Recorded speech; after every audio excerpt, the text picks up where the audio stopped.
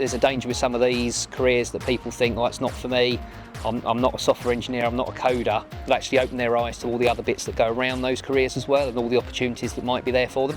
They actually get really what goes on in the industry, which can be very different from reading it in a book, reading it on a kind of fact sheet. Actually speaking to the individuals, you get a real sense of what's going on, and you get to ask some actual questions that are relating to you directly. One of the first things that I like to tell students about games design is that it's iterative.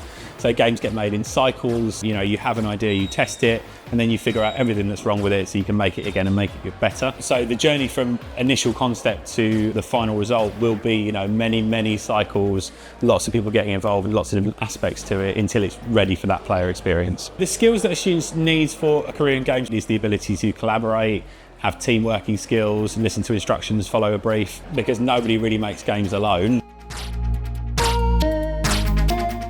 My first memory was when I was at my grandparents' house and my cousin was there playing a video game that they got him for his birthday. It's definitely surprised me the amount of different jobs in the video game industry and how they all work and how they all have to work in sync for each other to create a good video game. I've realised that it's more than just like coding, it's like designing, like artwork and making the actual frame of the game. At school we do have programmes in music and computer science that it links onto this, designing music for films or games, just to see how it's actually designed further than what we do at school. I have actually considered having an occupation within the gaming industry. I would quite like to do sort of like more the art concept of it, because I picked art for GCSE, and it's sort of the aspect I've always enjoyed more when I'm sort of playing video games. If I create my own video game, it would be a game where you can create your own character, create their story. I feel like that would be really popular. That's definitely a game that I would love to see other people playing it as well. It'll be a card game.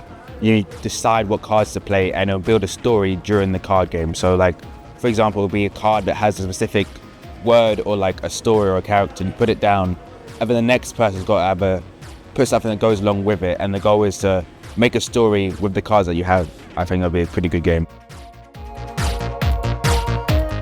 With any new technology that comes along, there's always a fear it's going to replace people. Most of the machine learning and artificial intelligence is all to do with augmenting and assisting an individual, and in most cases people are using it to try and make their job easier. You're not trying to replace it, you're trying to make those people more productive. So if it can be used to write all of the comments in your code, or it can write all the headers, or it can do all the tidying up afterwards, that's great, but you're not going to replace the creativity of the individual coders. It's foolish to think that's the way it's going to go.